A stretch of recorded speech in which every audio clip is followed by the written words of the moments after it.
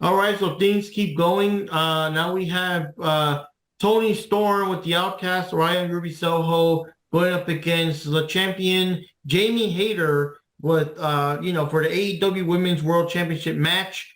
And unfortunately, the match was pretty short. It was 3 minutes. I'm surprised with 3 minutes. Jamie was already hurt. Apparently, she fucked up her elbows in her previous match and stuff.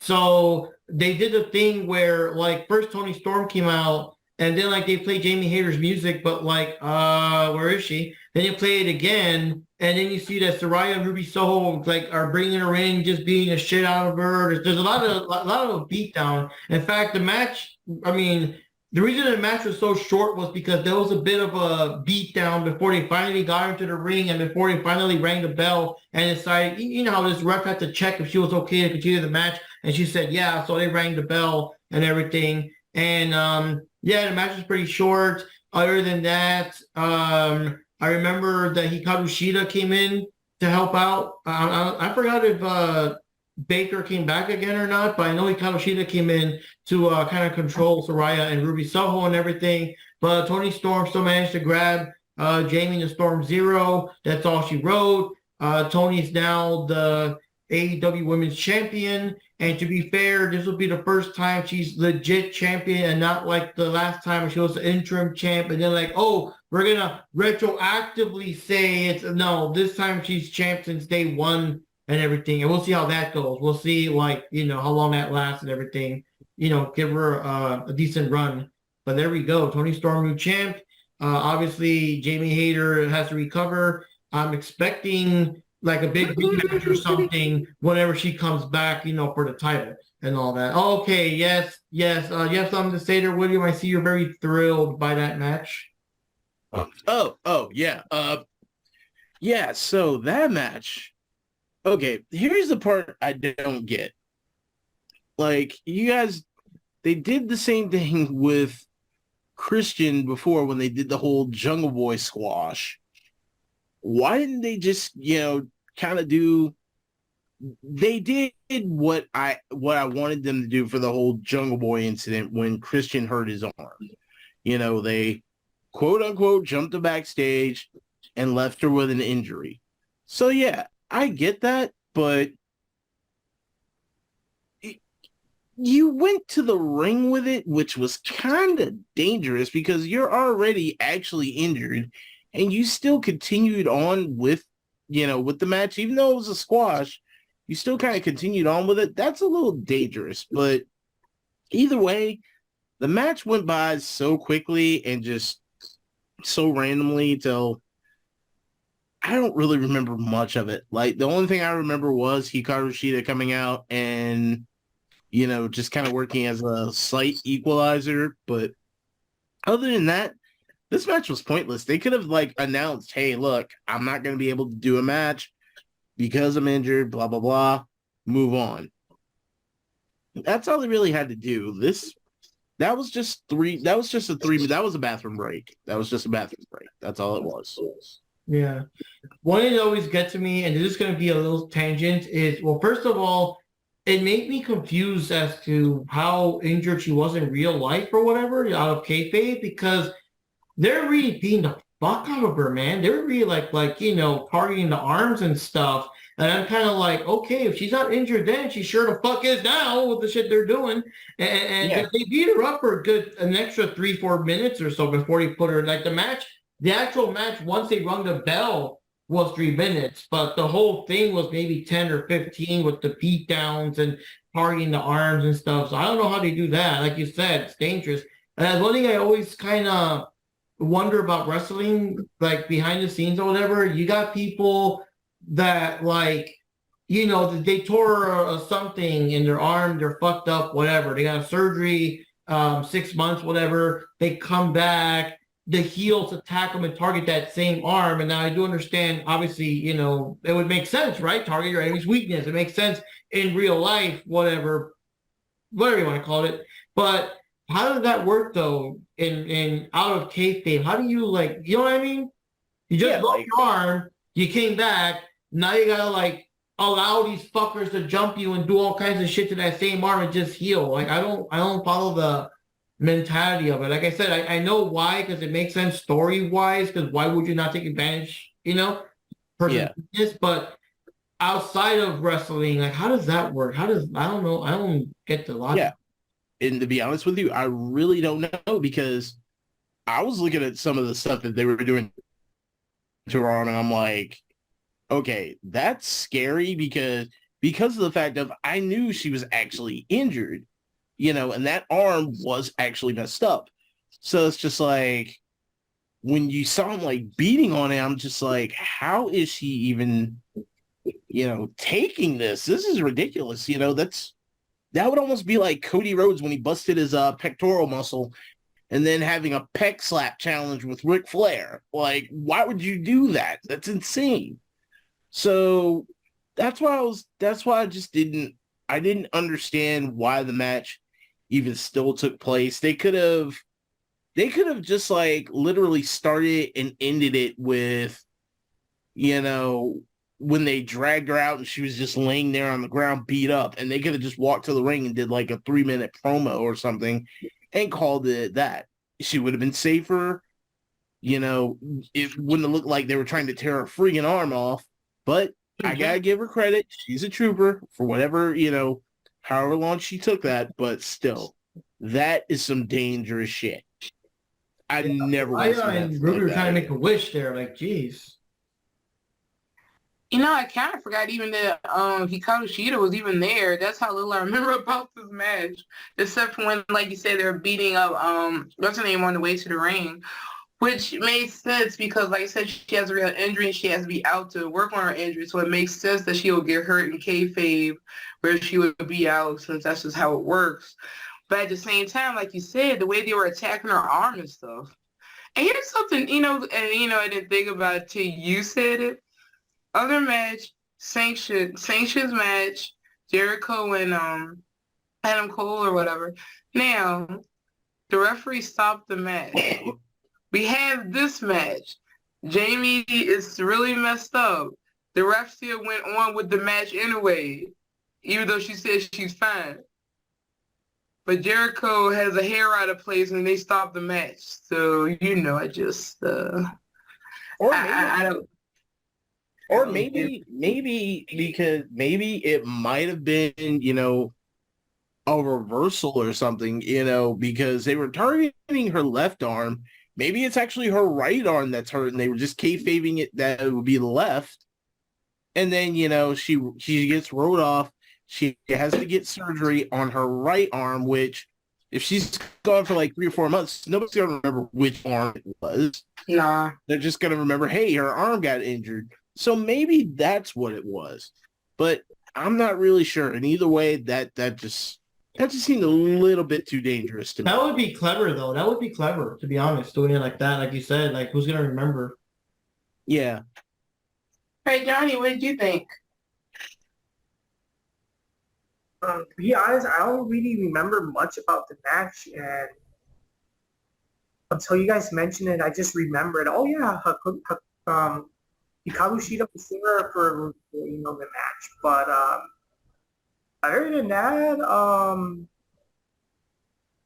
don't know. It was kind of like a so-so match. It was short, and I don't see it as like a pay-per-view events type match.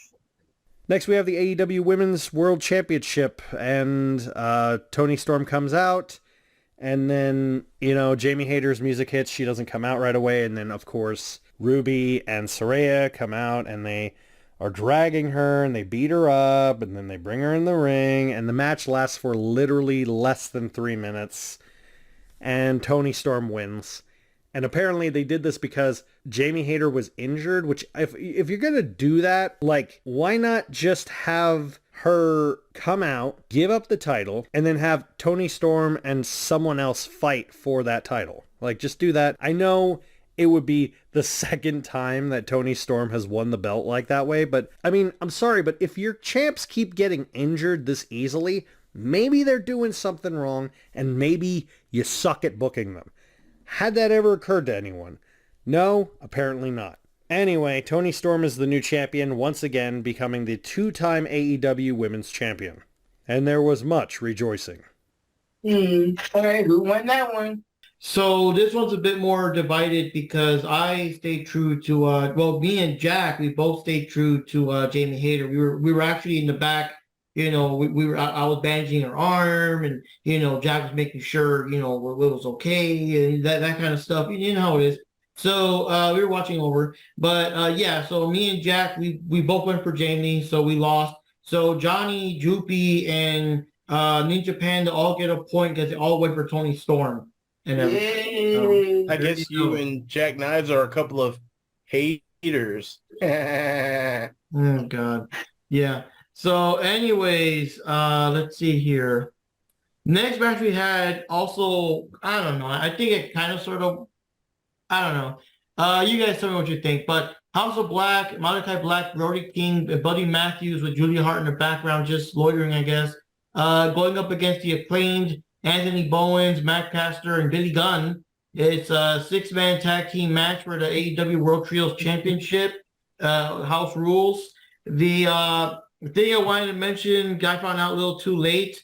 Not really a big deal, but it's just kind of weird. Because the thing is, Wikipedia, anyone can edit the articles and stuff. So I think what happened was the last episode of Rampage, the House of Black, the House of Black made their open challenge. We're gonna challenge, whoever at Double or Nothing. And then the Acclaim had a little promo like, yo, yo, yo, they're gonna take the challenge, but no match was officially announced. And they didn't officially say there was going to be a match between them. And I guess whoever did the Wikipedia article jumped the gun and put the match there. But then I guess they realized, oh, wait, they never really announced it. So who knows, right?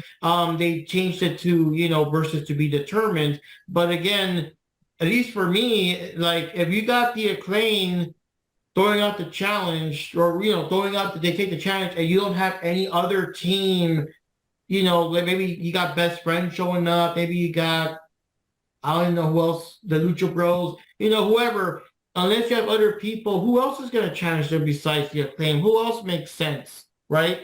But yeah, in the actual match, they showed up. It's a big surprise of who's it going to be. It's the Acclaim.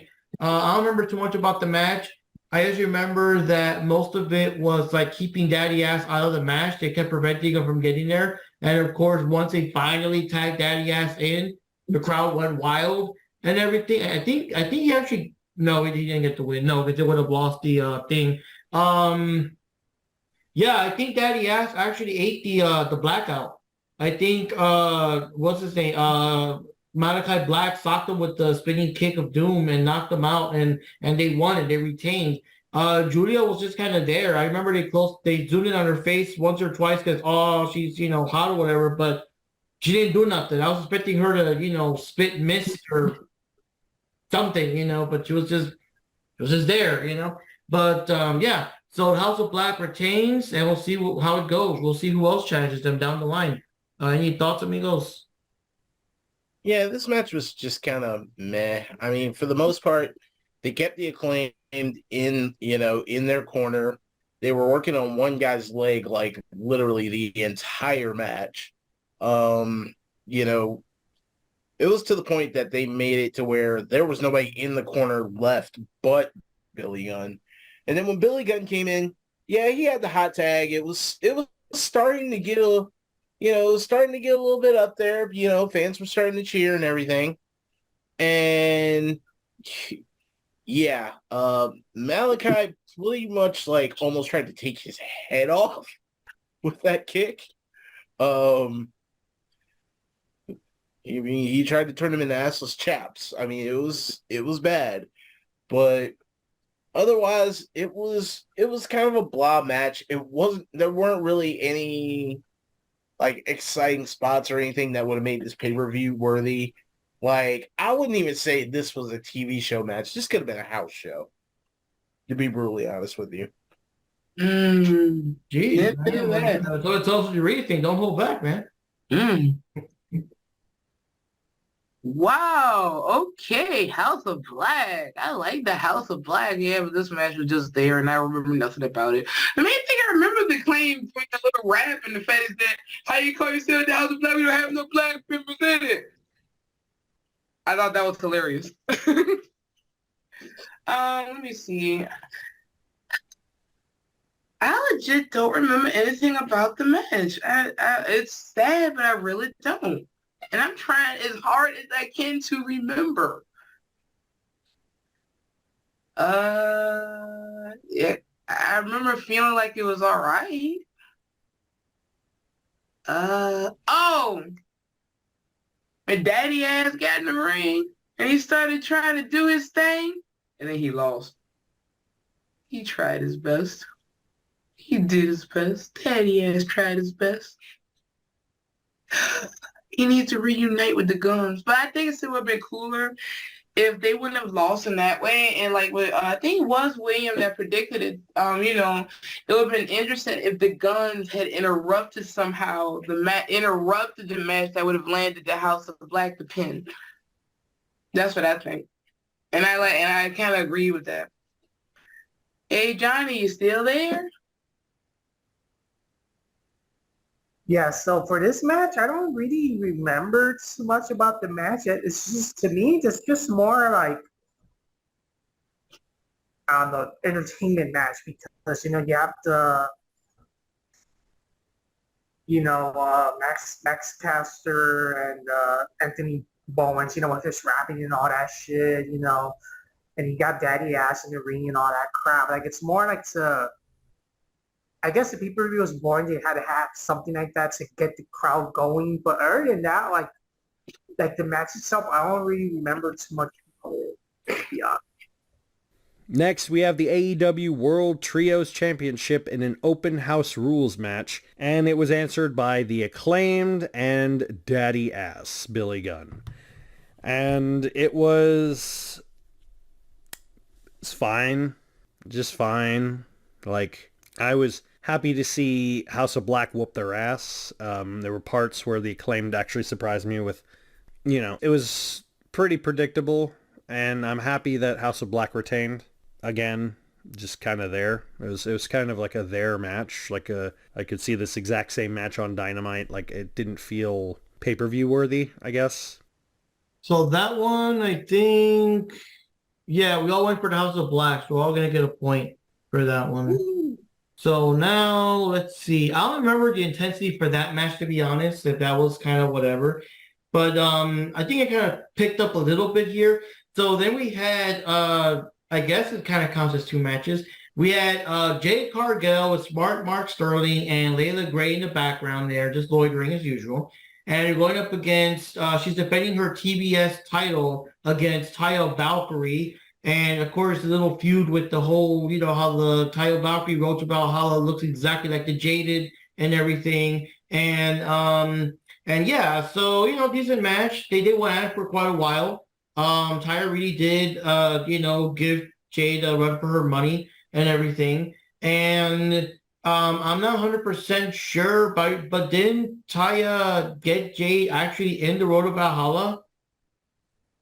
I kind of want to remember that because I don't know. I remember a part where she got her in the move and Jade, of course, kicked out. But then Jade grabbed Taya and Jaded, and that's it. And Taya, I was expecting, okay, now she kicks out and do something else, something like that, because it's the same move. Why is it like, I guess when Jade does it, it's fucking invincible or whatever. But, Jade won, and it was her big 60-0. Which I was kind of confused because I thought she was already at 60-0, but I guess this was her official big 60-0. And I guess she called out for a challenge and shit. So in comes Chris Statlander, rocking it up there. New look, new attitude, finally fully healed. She goes in there. They actually announced the match. I was surprised because, they always do that thing where someone shows up and the person's all like, yeah, come on, bring it. But of course, it's just, till the next time or whatever, till Dynamite or something. But no, they did a match there. And I think it was, oh God, it wasn't even a minute. It was like 48 seconds.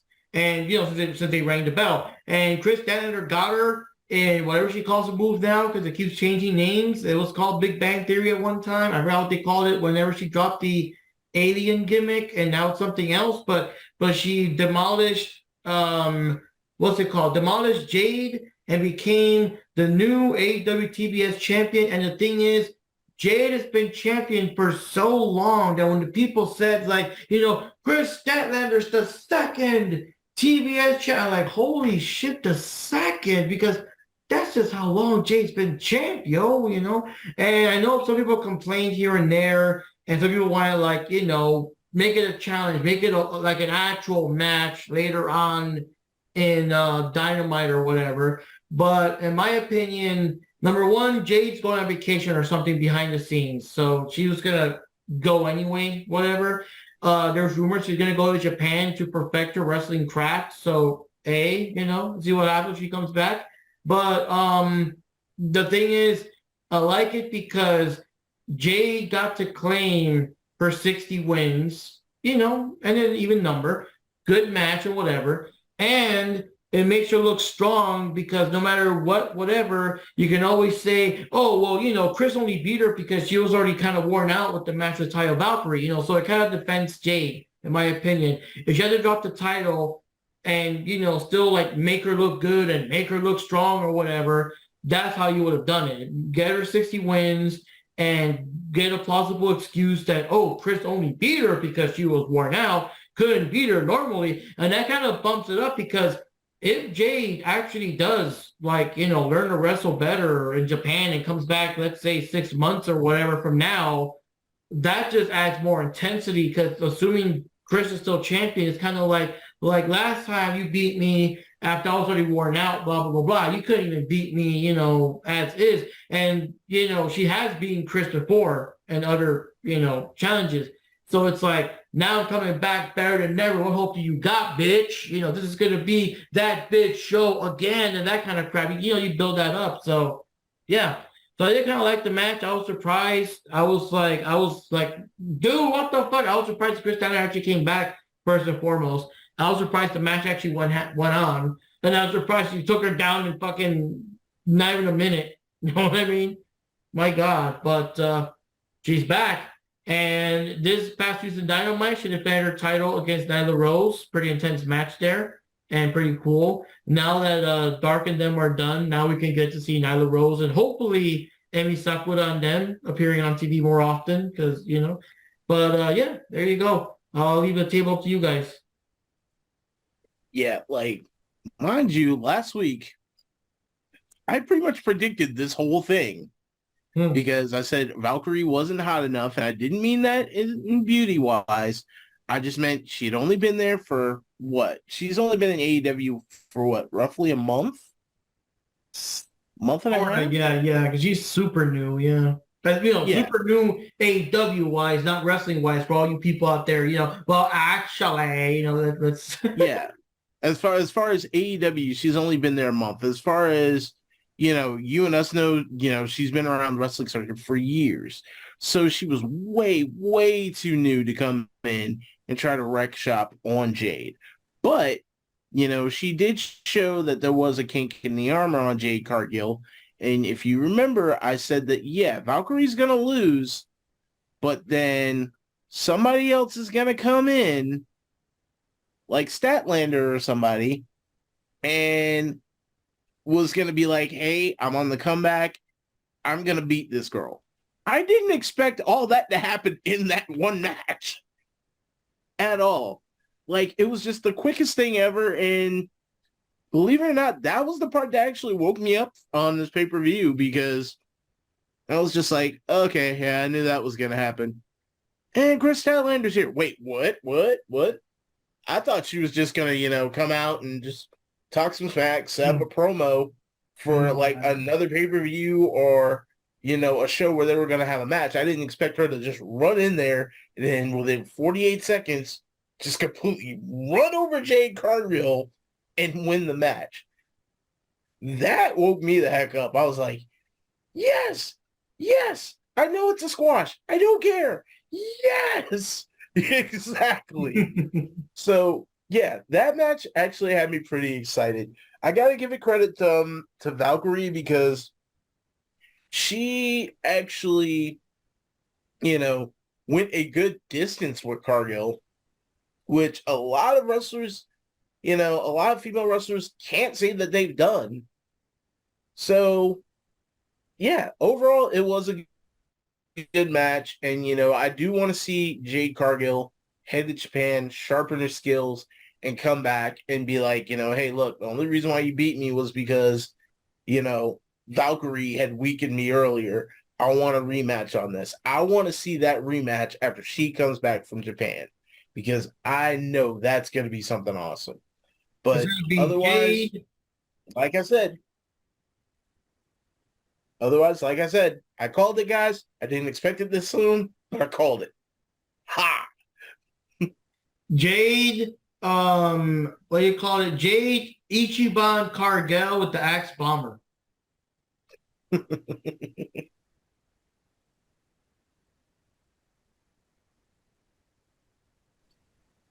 Thinking here. Okay, so for this match, I thought it was kind of interesting, but I just knew that Taya was going to lose anyway. Because as mentioned, for the same reason that William mentioned, she's newer to AEW, so she hasn't had the time to build that fan base with the fans of, those who may watch their promotion or whatever, but they might know her from, other promotions, some people that keep up with all of that, but to the casual fan, not so much. But I'm going to say, I'm glad Jade lost. I just wish she would have lost in a different way. So, yeah, I don't know. But now that they have this feud, now Jade has someone else to feud with. So I think that'll be interesting to see, see where they go with that later on. So that was pretty cool, I guess. But as we know, I also think that that Tony Khan is probably scared of Jade because he couldn't let her win. He couldn't let her lose. Okay, this was technically a clean loss, but at the same time, I don't really fully view it that way because she was tired and, she couldn't fully defend it. Oh, but there was something that did bug me. Okay, so that Beth Phoenix move that both Taya and Jade does. That the finisher or whatever. Yeah. I hate the fact that Taya used it and Jade kick out at 2. Then Jade turns around and uses it, and then Taya's pinned at 3. I thought that was kind of that is right. It's like Taya does the move on Jade. Jade's like, oh no. Well, anyway, and then Jade does the move. Taya dead. Yeah, I know it's supposed to be like a signature move thing going on with that, but I kind of really, really wish that it could have been something different because I just think that's just, I don't know, I just find it ridiculous because because Taya is a strong competitor here, It was just really dumb to me that they did it that way. They played it up that way. It kind of makes sense, but I just kind of don't. For the context of the story, I just didn't like it. Well, we'll see where this goes now. All right, Johnny. Okay, so my opinion of the match, I found it to be like a typical Jade Cargill match, in the fact that she always wins these matches. I actually wanted to be the contrarian and actually wanted Taya Valkyrie to win the match just to kind of break a little bit of the monopoly of Jade always winning these matches nonstop. It was still a good match, but it was still kind of like, okay, whatever. Like Jade won this match. But, I seen that the cake was actually, having Chris Statlander just bam, like she's the next challenger and she beats up Jade Cargill and she wins the match, and that actually is what made the match worth it. So on one end, the actual match of Jade versus Valkyrie was kind of in certain aspects, but cherry on top was Chris Statlander actually beating Jade Cargill in this match. That's like holy shit! That was like kind of like unexpected, like. I don't know. It's kind of like a turn of events, and I kind of liked it actually that it ended that way. But yeah, that's what I think about the match. Next, we have the beginning of the controversy, where it's first Jade Cargill versus Taya Valkyrie for the AEW TBS Championship. And at this point, Jade Cargill is essentially the ultimate beast of AEW, having been winning 59-0, the longest streak in AEW's history. Her and Taya actually put on a decent match. I had no doubts about Taya. I know how good Taya is. But Jade really surprised me. She stepped up. She's clearly getting better. I hope this is like a sign of her getting more W's and getting more actual wrestling in her skills instead of just 2-move squashes. Jade Cargill surprised me because at the end of the match, Taya Valkyrie hit her with the Road to Valhalla. Jade kicks out and somehow turns it into a Jaded and retains, making it 60-0. Then smart Mark Sterling comes out and says, "Ooh, she'll fight anybody," and no. And in comes the returning Chris Statlander, which everyone's like, "Yay, we're so happy for Chris Statlander." And then Chris Statlander literally beats Jade Cargill, and I'm not joking here, in 48 seconds. I'm going to repeat that. Chris Statlander, who has literally been injured for a year and a half, not on TV, not wrestled, defeated the 60-0 longest streak wrestler in their company in 48 seconds. And apparently, I'm crazy for being upset about that. I'm crazy for thinking a person who has been signed with AEW for 3 years and has spent literally more time at home recovering from several repeated injuries to a person who is undefeated at 60-0. A streak that we, as an audience, had to suffer through for literal months hearing about. But okay. Maybe I'm wrong. Maybe I'm the crazy one. You know, I'm not an AEW fanboy, so clearly I don't know what I'm talking about. I'm the asshole here. Okay. Let's see how long Statlander can hold it before she sneezes and breaks 16 bones in her body. Who knows? Now, this one was kind of like a weird one because, so if we go by who won in the end, I guess we all lose because obviously Chris Statlander was not predicted.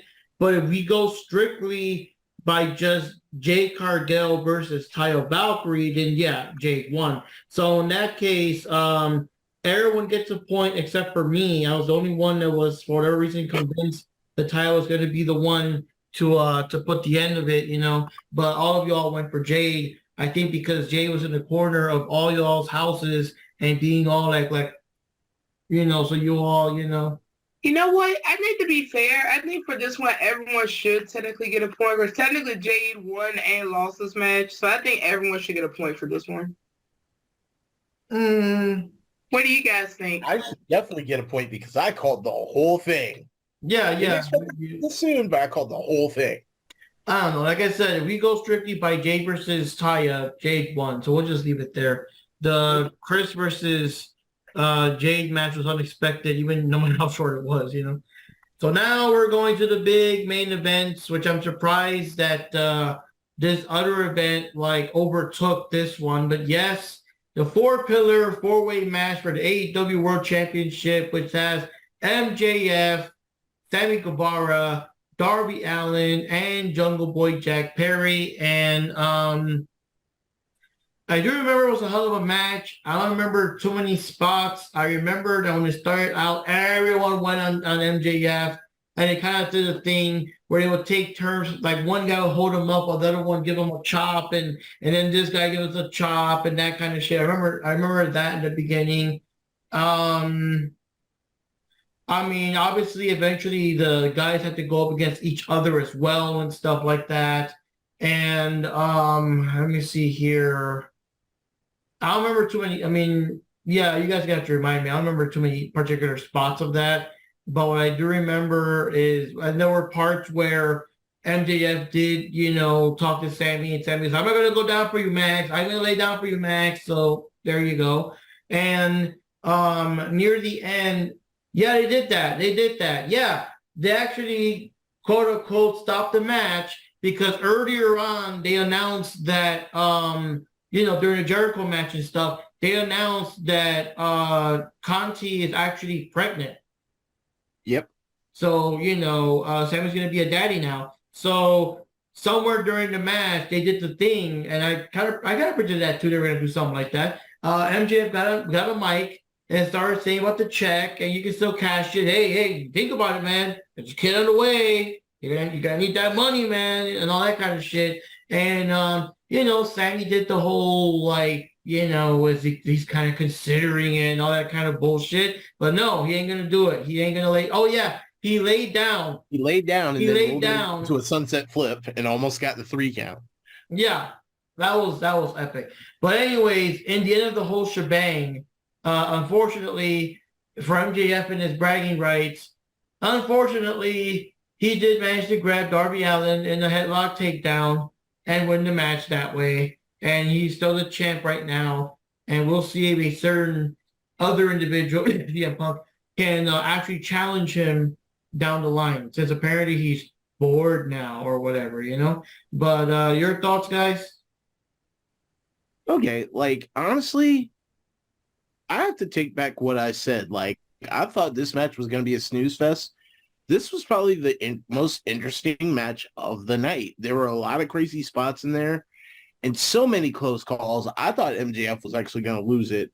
There was one particular move between Sammy and Darby that I thought, oh crap, he killed him. Because Darby went for a coffin drop, and I remember Sammy jumping up and putting him into a diamond cutter mid-flight. And that move, the way Darby went down, I was like, holy crap, I think he broke his neck for real. He sold that dramatically.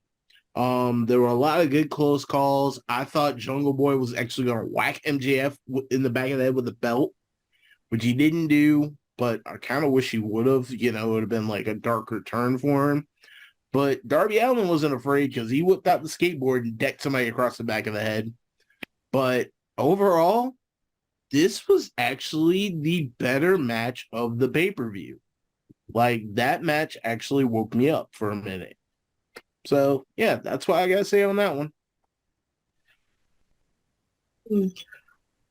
This match was all right. Wasn't that bad. I was expecting to be a little sillier, but it worked for me.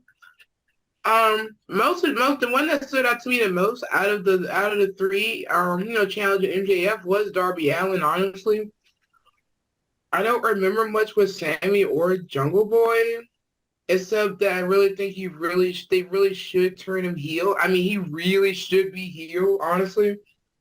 But yeah, Darby Allin's spots were crazy, and that's why I was saying, if he's not before the age of 35, he's gonna be retiring. When he did that when he did his little move or whatever, when he jumps backwards and landed on, what was the Jungle Boy with the belt on him, and he landed right on him, I was like, ow, man. But yeah, I remember that too. There was another moment where was the referee knocked out or something? I remember the referee was not there for some reason. Yeah, the ref was knocked out. Okay.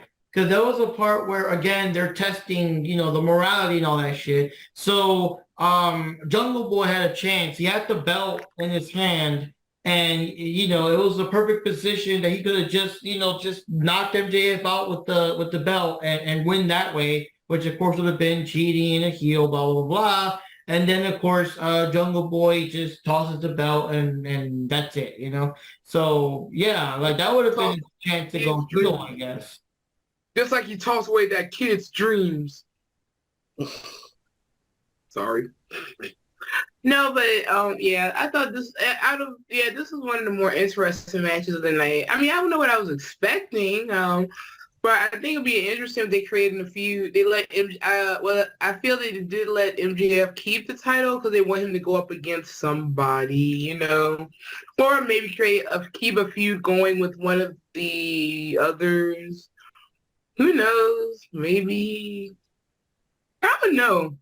It seems like Darby Allin would be the good one to choose out of that group, honestly. Or maybe we should have built up, instead of building up a feud against 3 of them, maybe we should have had a feud with just one of them. Then again, that would be boring. And who knows where they go. But they probably send MJF to go up against somebody. Gee, I wonder who it could possibly be. I think Darby and Sammy would make a good feud, though. I mean, both of them known for taking sick bumps, incredibly limber. Like, this is really starting, but it's also starting to annoy me a little bit because, when they first started with Darby and then Sting came through, it seemed like it was going to be more of, Sting was going to be passing the torch to him. Darby was like this loose cannon. Sting's more cold, methodical, and controlled.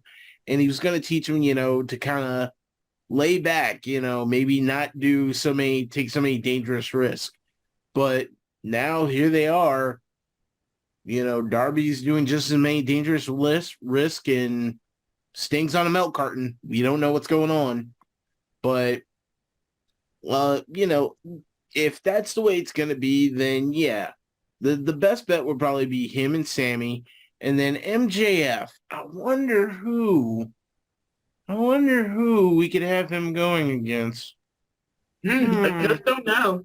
Hey, Johnny, what do you think about this match? I don't remember too much about the match, but I do remember that I see a potential of a Sammy versus Sammy Guevara. Sammy Guevara versus Jungle Boy. Like, that would have been a good match. And I did remember that time that this is a time when Jungle Boy should have really been 100% heel, wrapped the freaking belt, and hit the shit out of FJR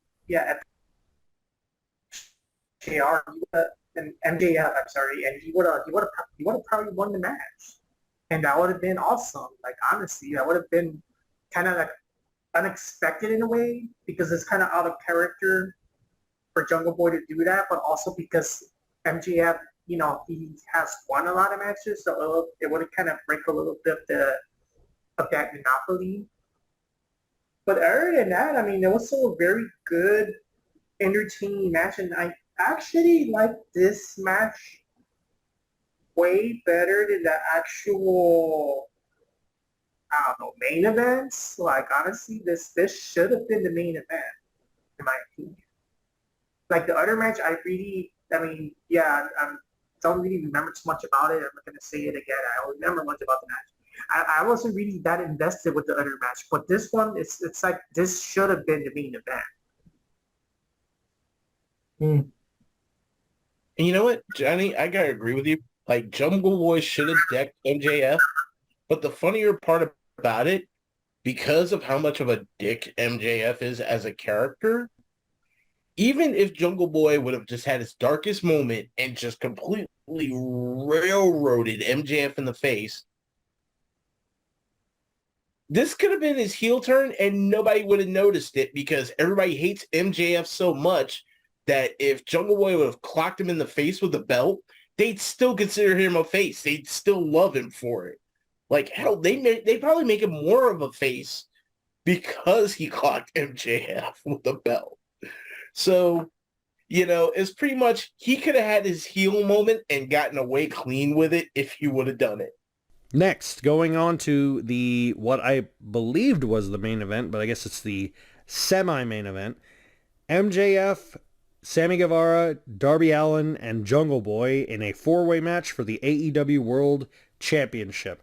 And this was probably the highlight of the entire event. You have four guys who have really busted their ass to get where they are in the company. They keep doing this whole four pillars thing. It was a good match, but at the same time, nobody cares. And what I mean by that is, no one outside the realm of AEW really cares about any of these guys. So to make this your marquee draw-in match, why? I know it sounds weird, but this is one of your biggest shows.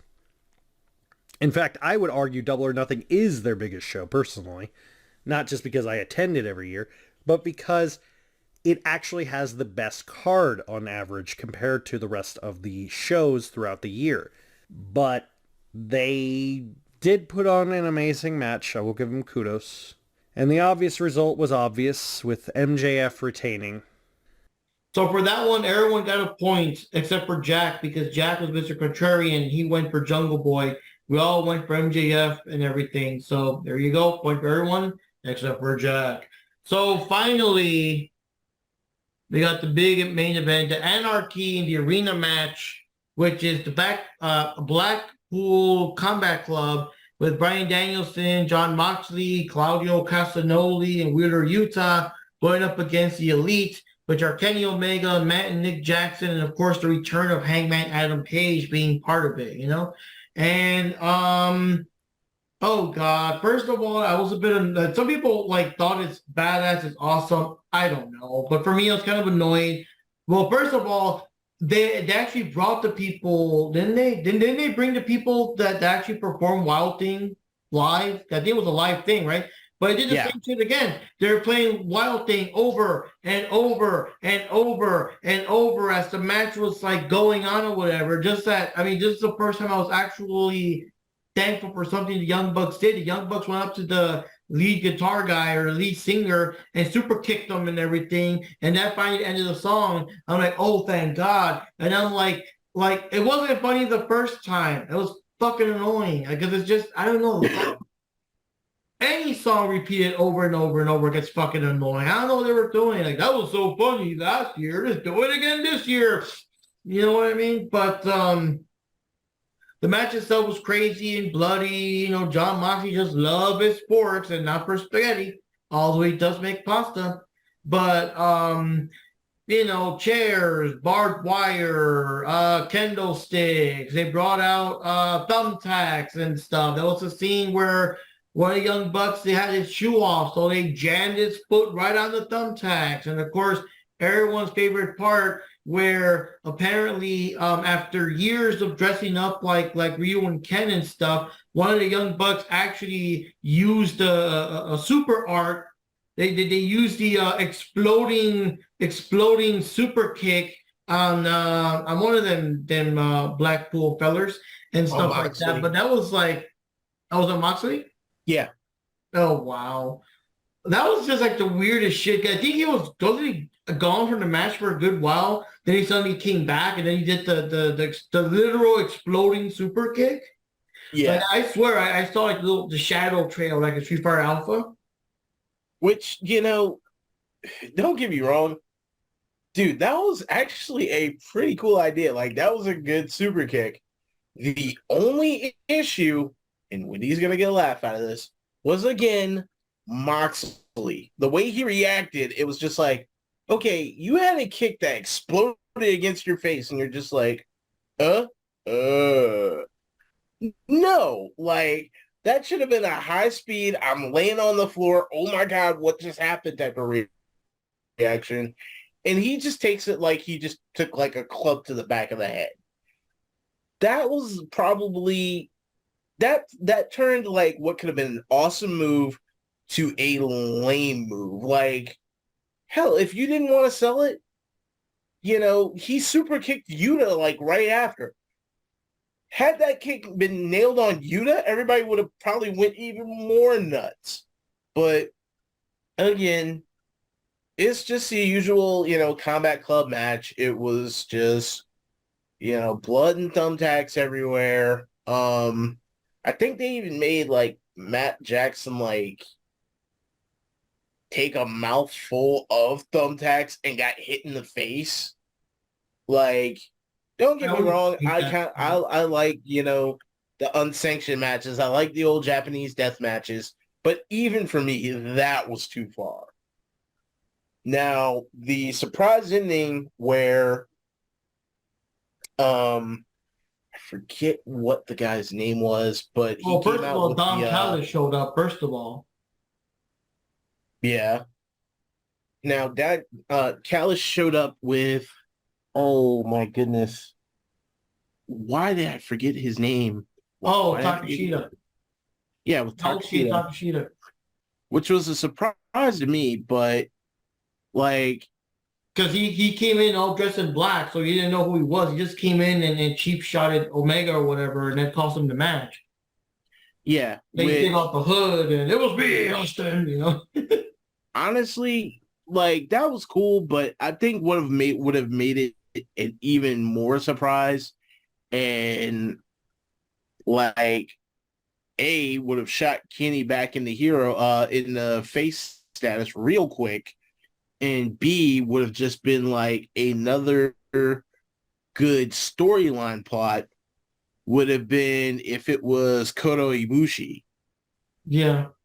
You know, because it would have been like the revenge for the whole Golden Lovers ordeal where it's just like, hey, you left me in Japan. Now I'm about to screw you over. And then that turns into a big storyline. That's the way I would have pulled it. But I want to see what they're going to continue next with Kenny's part. You notice I'm not talking about the Young Bucks because I don't care. But yeah, otherwise, the match was okay. It was rough. It was violent, which was okay. But they could have done more with, again, that damn exploding super kick. That could have been so awesome if it would have been sold properly.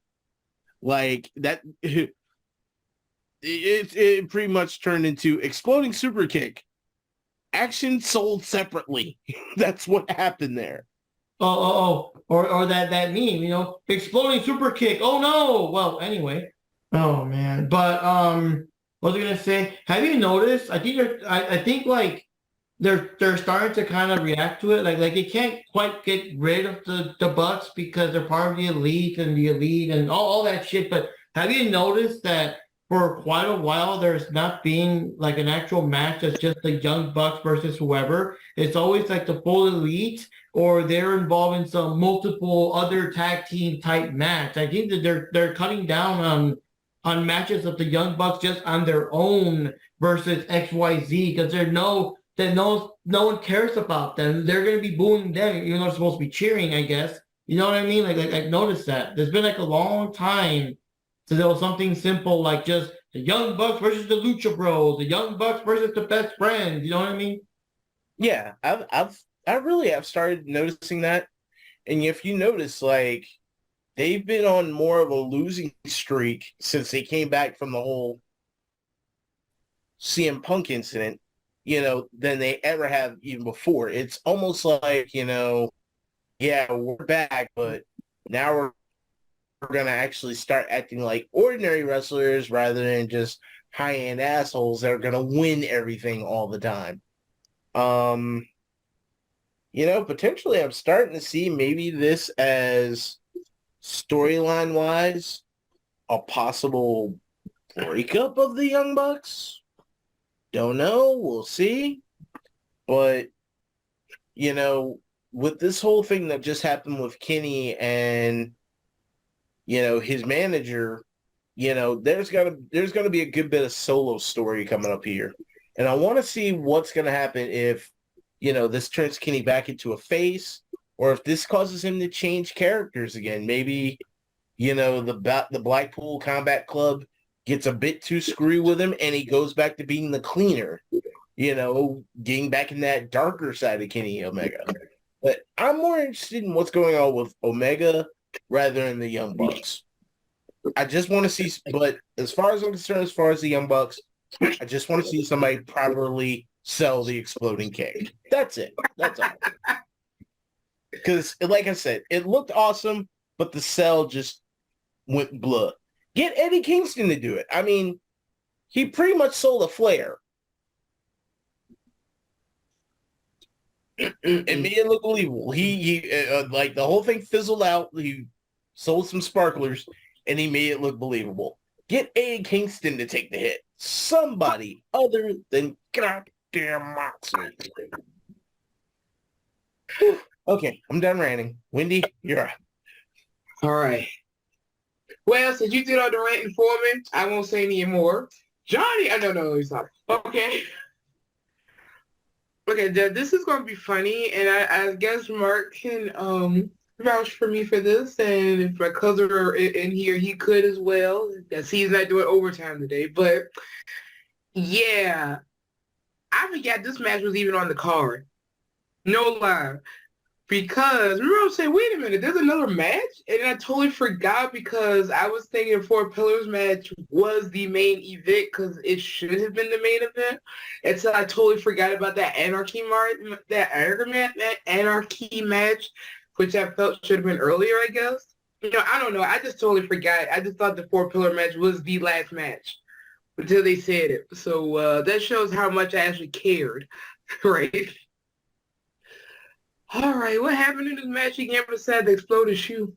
That's the main thing that's good. That shoe exploded. It just came out of no. Oh God, I hated how this match started. I hated the camera work. I hated the fact they couldn't figure out where to do the camera stuff. Oh. They got like, oh, we got something over here. We cut. We don't know what happened. They got to another spot. Oh, we got something over there. We cut. I mean, it was terrible. That was awful. And also, where was JR during all of this? Shouldn't have been commentating since it was a main event match? Yeah, he fell asleep in the back with Sabu. You know, them old guys eat their sleep. That's right, because we were JR, talking about Sabu, that. and Arn Anderson. That's right. We were talking about that, weren't we? We were saying, what's JR? What's JR around somewhere? It's like he just ducked out or something, you know? Well, Arn was trying to... After so much outlaw macho bullshit, JR was like, fuck this shit, I'm out.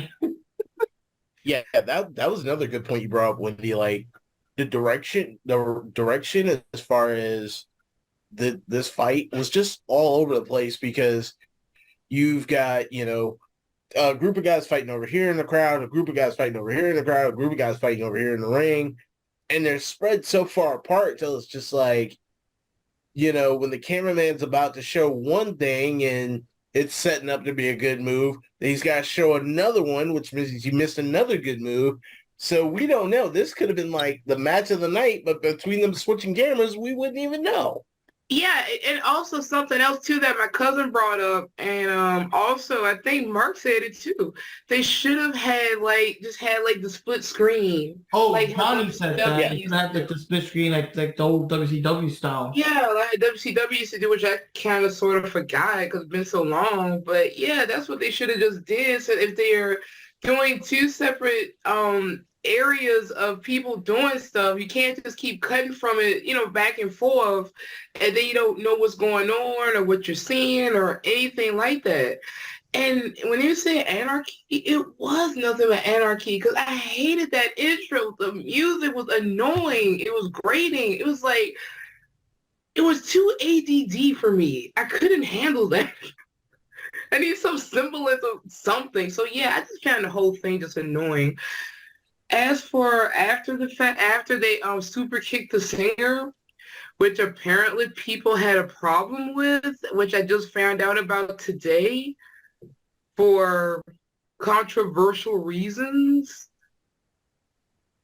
because of how the lead singer looked. And I was like, oh, as a person of color who should be offended by this, I did not find offense because I didn't see it the way apparently other people are seeing it, but I'm not going to fully get into that.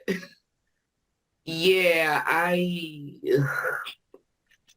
didn't know people were upset about it until other people brought it up, and I just found out about that today. So, shortly before this podcast, honestly. So, after they super kicked him, that was fine. The main thing that annoyed the heck out of me was Takeshita's turn there, but it's one of those things I probably should have seen a mile away, but I just didn't want it. And I'm just gonna stop right here. You can probably describe to them my reaction to parts of this match. I mean, from your perspective. Oh God, it's Moxley, not again. Oh, he's got he's bleeding. What the hell? Oh, I remember posting as a joke that like don't nobody panic. but John Moxley's bleeding again. You're like, It's like, I know it rarely happens, but he's bleeding. it's like, Yeah, oh, Moxley's there. Spoiler alert. I was like, where's the screwdriver? Where's the fork? Where's this? Where's that? Yeah, that's a catch stuff. Okay, so Mark here can probably describe how I was for parts of this match because in all honesty, I kind of block out traumas. Do you have anything you can add to for them to know? I don't remember. I don't remember any. I mean, you were into them, but that's the thing. I'm also like into the match. I'm not really watching too much what you're doing here and there. But you were not happy at the end when I did thing. The funny thing I did kind of find a little funny was when Johnny mentioned the split screen stuff in our group chat thing. They showed it for a little bit whenever they were doing I guess they did a pile driver on Hangman and the backup truck or whatever the fuck. And they had it for a bit, and then he took it away. So it's like, okay, so let's put some split screen to shut Johnny the fuck up for a moment. We got it. Back to the scramble tic-tac-toe camera where we basically rock, paper, scissor it to see like which camera we're going to show. Oh, that guy fell down. Whatever. Next scene, Johnny cameramen had to been having a heart attack because it was like, okay, camera 1. All right, now camera 3. What? Camera 2. God, shit, I felt sorry for the camera crew, honestly, because they didn't know what they didn't know what they were doing. They had to keep cut, and I guess it's not their fault because they're just filming you. It's not them that's actually doing the cutting back and forth, So. Yeah, but like I said, it was just one big mess, honestly, and it just makes you wonder where they're going with this. Those are the kind of things that, like, I mean, live is live. You can't help it. It's live. But those are the things that, like, for the home release or something, they should get all the footage, because I assume they have it all, and do a better cut of it. And maybe even charge an extra $5 or something. I don't know. The special, I don't know, AEW, Double or Nothing, I don't know if director's cut work with that. I don't know, JR's cut, some bullshit like that. It makes the Anarchy match look like a real slaughter knocker, or just sell it that way or some bullshit, Yeah, but no one's going to want to buy it. Or maybe, just maybe, the same thing that they did with Adam Page about to get DDT'd in the back of the truck and them showing what was going on in the arena, they could have done the whole damn match. I'm sorry. Getting angry again. Johnny, take us home, Johnny. Take us home.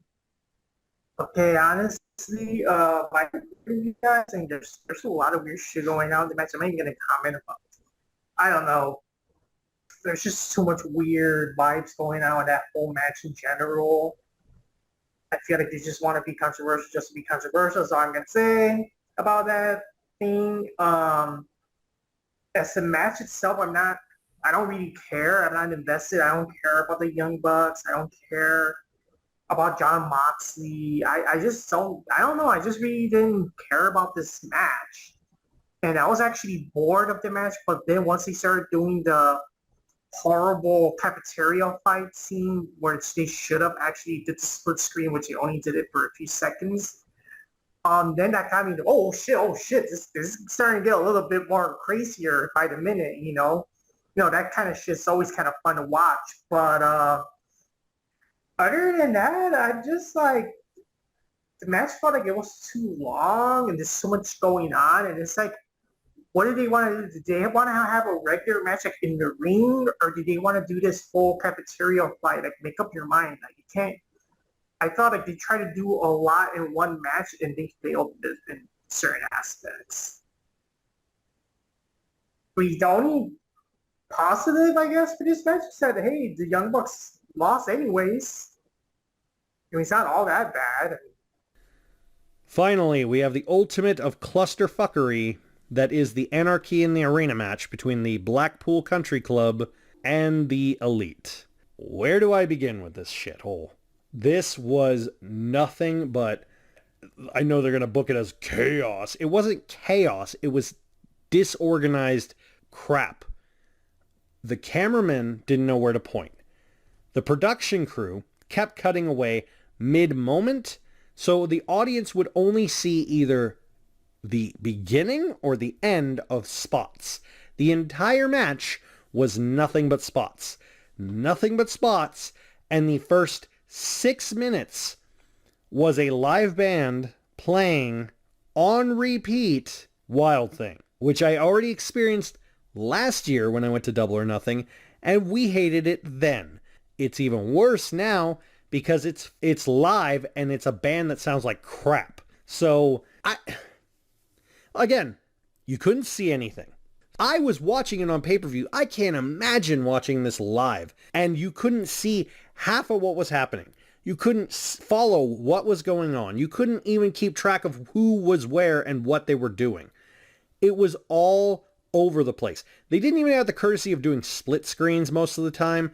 They just did a couple spots, and then while they were doing that spot, another spot was happening, and then they cut away. I remember there was one specific spot where Kenny Omega and Jon Moxley were outside, and there was this poker chip spot where Kenny Omega was on Moxley's back, and he was supposed to do a backdrop into the poker chip that had barbed wire on it. And the camera sees the aftermath of the spot because it's too busy cutting to Wheeler Yuta showing off his abs in the middle of the ring. And then it has to cut back to the replay of the spot that we missed, and while that's happening, another spot is happening in the freaking crowd. Oh, there was another spot where Matt Jackson was on the concession stand and he jumped on Claudio.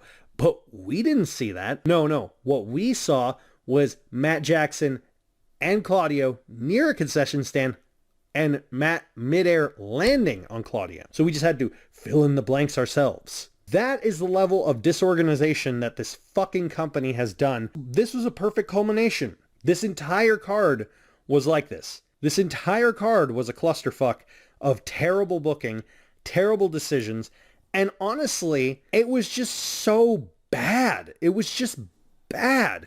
Oh, don't think I forgot about the rocket boot spot. If you didn't see it, there's a spot where Matt Jackson, at this point, has gone outside of the arena, has started to walk down the ramp where Jon Moxley has, I believe, Kenny or possibly Nick in a Boston Crab. He will not let go. Matt Jackson just randomly, casually walks back down the ramp as all hunky-dory, everything's fine, and he lightly super kicks Jon Moxley, and it explodes. As if he had a literal bomb on his foot, like a Power Ranger move. And it just is never explained. It's never shown how he had that, where that went, what happened, how he got that. None of that's explained. Not a single frame or a mention. Even the commentary team was extremely confused because the commentary team couldn't even follow it. If the commentary team was literally inches away while this was happening and they couldn't follow it, how in the fuck was I supposed to follow it watching it live? My brother couldn't even follow it and he was there live. And then the final kick in the nuts after everything happened. Every single thing happened. How does the match end? With Konosuke Takeshita, that Japanese guy we haven't seen on TV for at least 3 weeks or so. No, I'm sorry, it's more than that. It's been over a month. The one who was kind of wishy-washy about signing with Don Callis. He sneak attacks Kenny Omega. Wheeler Yuta runs, stabs Kenny with the screwdriver. I believe he stabbed him. I don't know. It did it so fast. And 1, 2, 3, the end. Konosuke, I guess, is now a part of the Blackpool Combat Club, which is obviously going to build to Kota Ibushi joining the Elite and becoming the Golden Elite. Like, it's so bad. I knew certain things that I've been saying have come to fruition with AEW. The more I try to give some sort of leeway to them, the more I'm disappointed in myself. And what really pissed me off to no end was just this lack of giving a shit. Like, oh, fuck it, you're gonna watch it anyway, which is the exact same thing why I stopped watching WWE. One of the things that really irritated the living fuck out of me was during the AEW World Championship match, during their second biggest pay-per-view, because that's what Double or Nothing is. I think it's bigger. I think it's the biggest show because it's their first show. You know, they think All Out is their biggest show, whatever. During their second biggest show, in the middle of the World Championship, they have an ad for the AEW Dynamite that's coming up, and it's a tag team between Jericho and Saraya versus Adam Cole and Britt Baker, who aren't even in the match. So you're promoting another match with people who aren't in the match on a show that's not even happening until later in the week.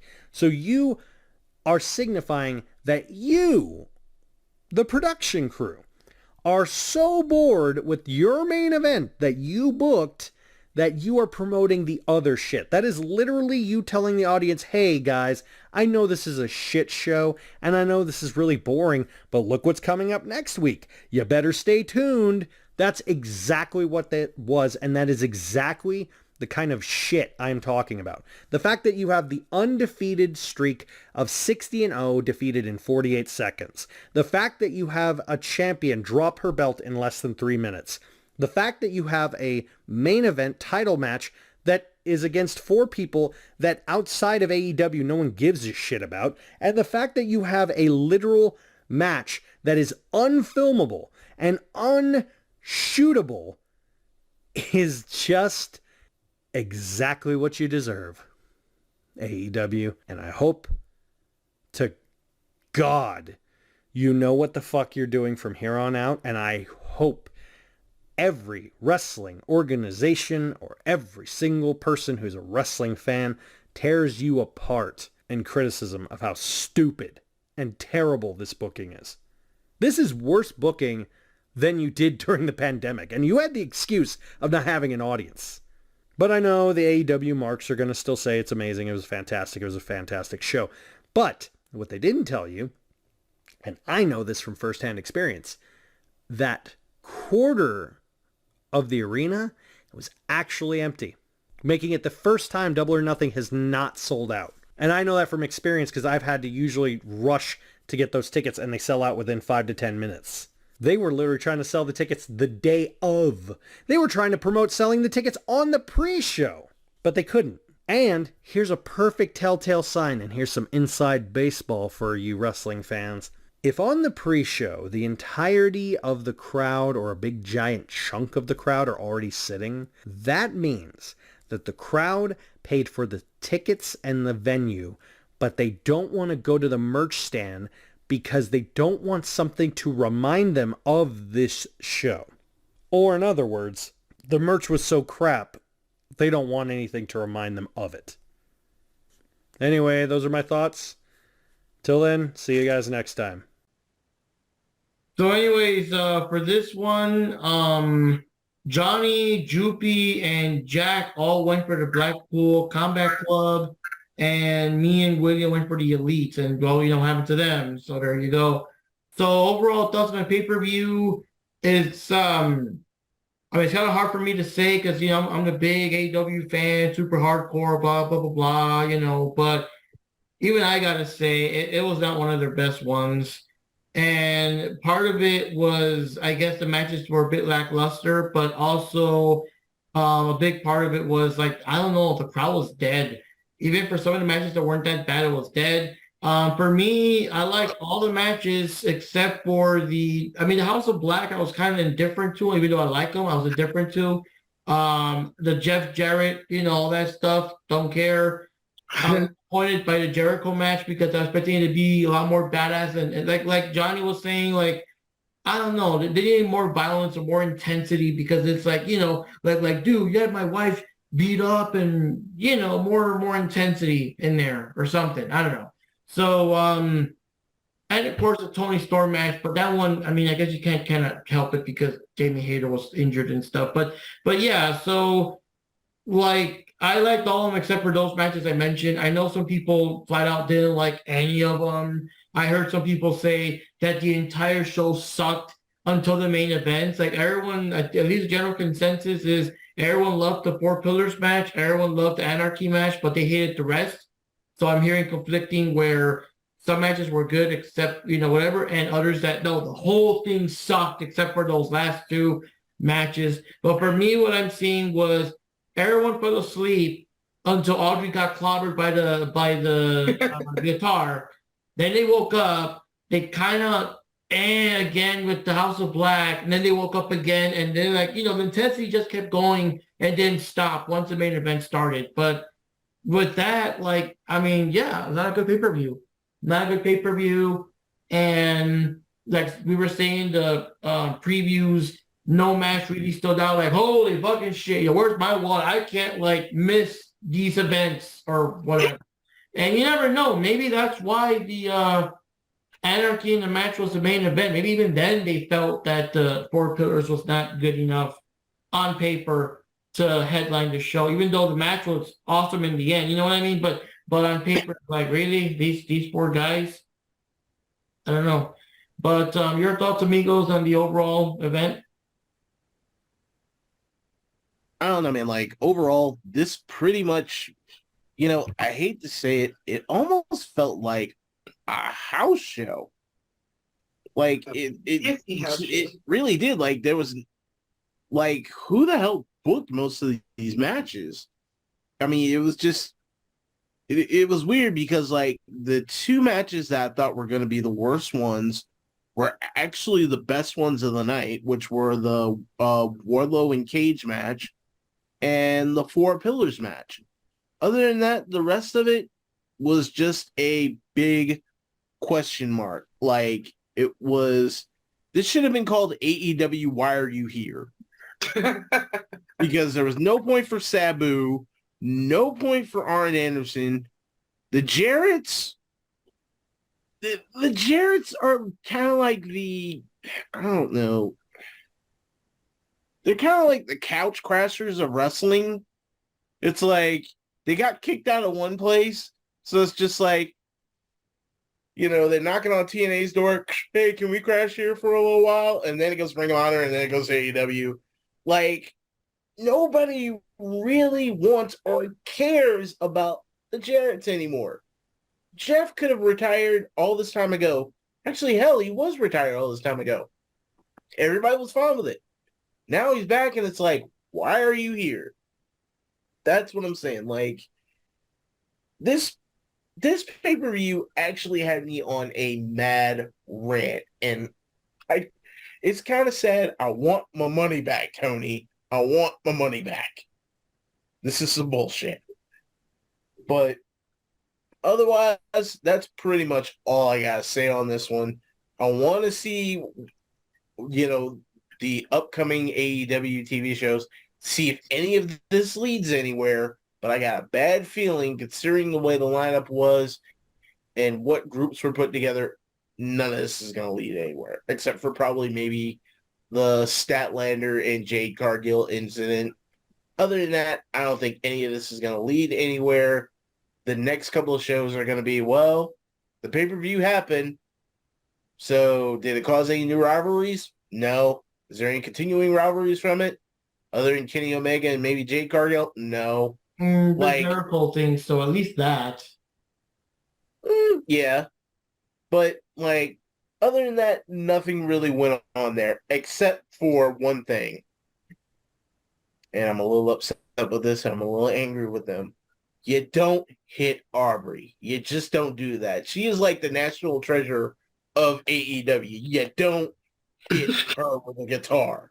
Now, if she goes on full roster and just beats the hell out of Jarrett's wife, I'm all for it. But otherwise, this show was just plain old meh.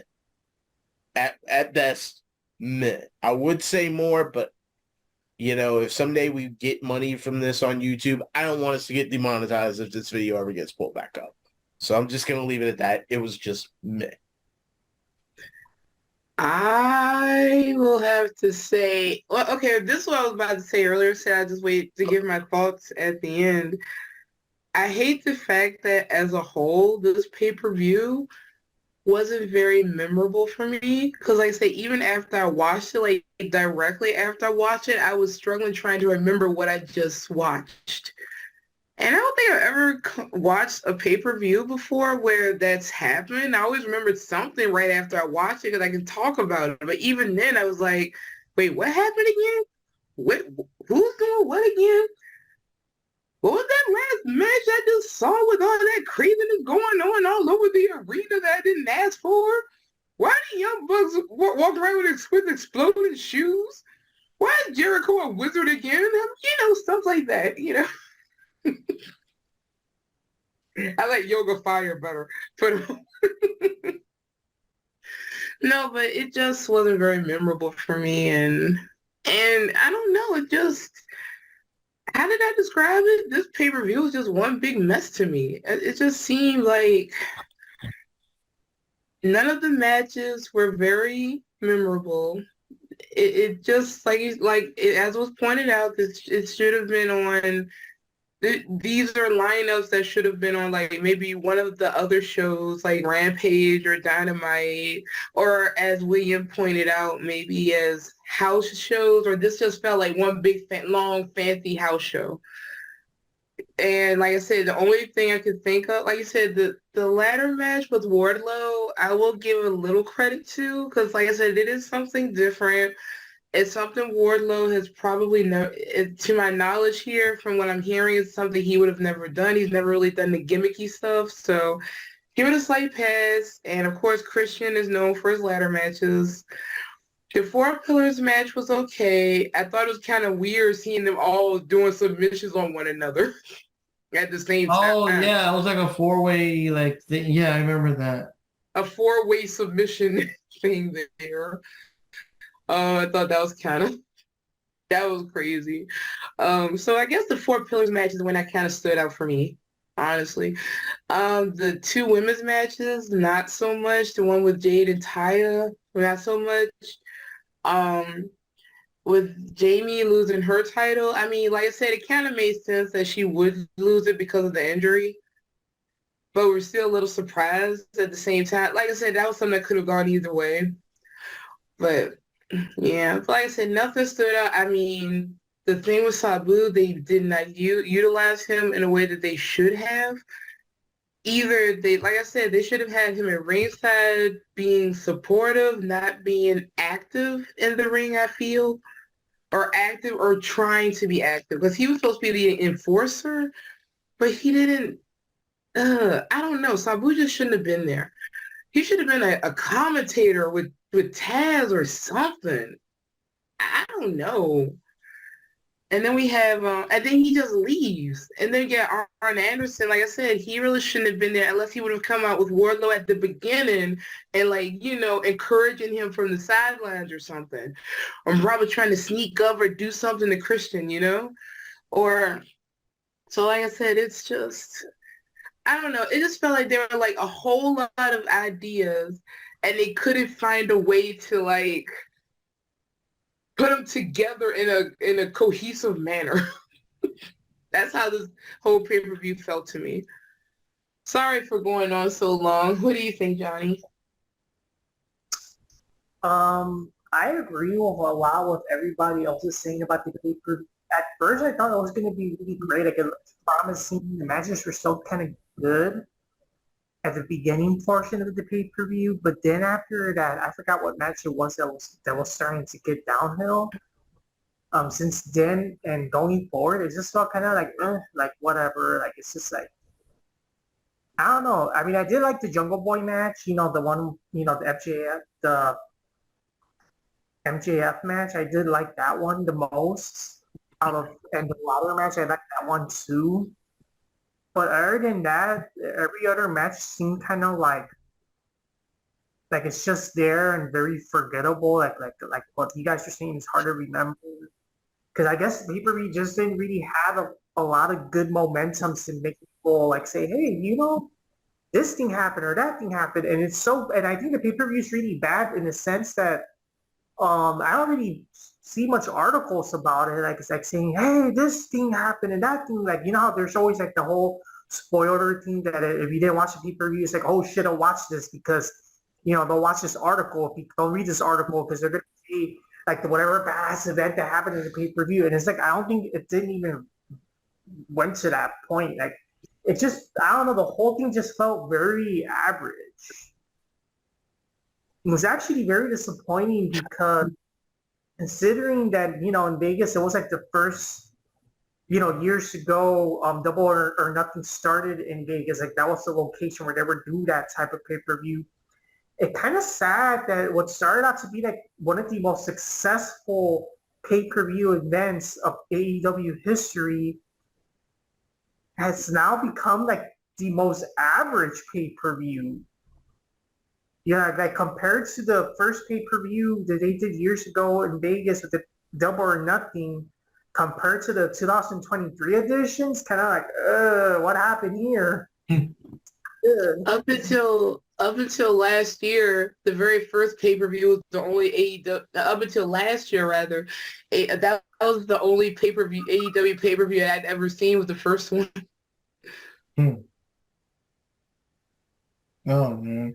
Now another big shocker to kind of end things on is I'm surprised. I forgot it was at the pay-per-view or I think it was last episode of Dynamite where despite all the stuff, it's like no more hiding it, no more implying it. Like Tony Khan just flat out said that in the first episode of AEW Collision, CM Punk's gonna be there. And wow. Do it right. Do it right. So we have a new show coming up. CM Punk's gonna be on it. Watch it. You blinked. You're an imposter. You blinked. You're an imposter. Every time Tony Khan blinks, you're like, no, that's not him. Who's that? Who's that lookalike? Who's that double? We're going to start Collision on June the 17th. Watch it. Hurry up. Watch it. I need stuff. Come on. Hurry up. Watch it. CM Punk's gonna be there. Guys, watch the AEW Collision. CM Punk's going to be there. Please watch it. Our ratings are going really low, so please watch it. And lots of the crowd was booing. Oh, but one thing I forgot. Right, yeah. One thing I forgot to mention about this pay-per-view, what made the pay-per-view really disappointing is that there was so much build-up with all these events are going to happen. It sounded so good. Like, okay, some of the matches are kind of weird or whatever, but at least he still did good promos to keep you hyped up. Like, holy shit, that the MJF match, this match, the other. And then the end result is so lackluster. That's what makes it so horrible. It's like you can't wait to watch the pay-per-view because you want to watch these matches. And then once it happens, it's like, oh, that's it. Like really, this is what, people were waiting for. Like, it's just like, I don't know. It's just bad. Tony Khan really, I don't know what happened there, man, but he really messed this one up. Oh, what happened? They got a bad batch. That's what happened. Yeah. But yeah, so I think that's pretty much it for this episode here. I think we kind of covered all our bases between us and whatever Jack will say, because again, just editing and post. But wow, yeah, I just hope they really pick it up, guys. I mean, we'll see what happens. Obviously, if there's a feud between MJF and a certain individual, I mean, that'll boost up ratings for sure. We got Forbidden Door coming up. That's always going to be big. And the new All In. So we'll see how that goes. And yeah, we'll see what happens. We'll see how all goes down. And I think that's pretty much it that we can say without like repeating ourselves about the pay-per-view and stuff. Oh, the last thing, of course, is the score here. And in this case, Johnny and Jupi are the winners. They both have 7 points each. Ninja Panda, you're actually second place. You have 6 points. But then me and Jack Knives, we get 5 points each. So yeah, we're going to have to get a tub of popcorn and rewatch this piece of shit, Me and Johnny rule. There we go. But anyways, guys, that's pretty much it. Like I said, without us repeating ourselves and stuff. So on behalf of everyone, this is Mark Rodriguez here from the Diving Cutter Wrestling Podcast, America's #1 cure of insomnia. If you ever have trouble sleeping or whatever, watching us, listening to us, yeah, it'll knock you right out. Doctors have actually prescribed that. Oh, can't sleep, haven't slept for a couple of days, and it's affecting your health and your well-being. Well, here's the link to the Diving Cutter Wrestling Podcast, knock you right out. And so yeah. Signing off here, and I'll leave everything else to you guys. All right, this is William White, aka Ninja Panda 1980, which also, Mark, I'm gonna have to change that. We are now the number 2 cure for insanity. This pay-per-view has now hit number 1. I'm out. This is Ninja Jupi, also known as Jupi Chan or Wendy, and bye. And I'm gonna turn this over to the one, the only, the man of the hour, the man with the power, the dude over there. I can't think of anything else right now because of the insanity. Johnny. Yeah. See you next time, guys.